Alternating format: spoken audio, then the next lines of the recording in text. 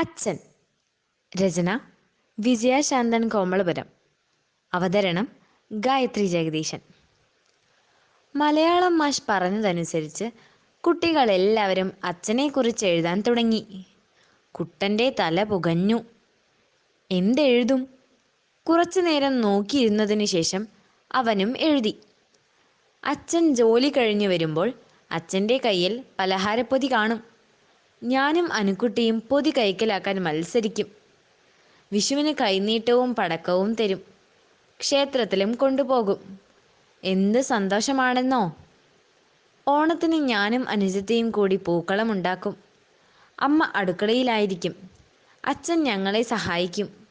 എനിക്കും അനുജത്തിക്കും അച്ചമ്മയ്ക്കും അമ്മയ്ക്കും ഓണക്കോടി വാങ്ങിത്തരും.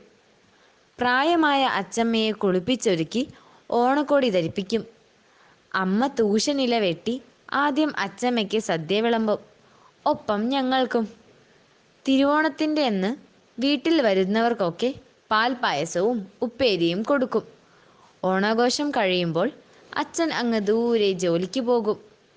അച്ഛൻ അടുത്ത ഓണത്തിനാണ് വരിക. ഞങ്ങൾ അച്ഛൻ്റെ വരവിനായി കാത്തിരിക്കും.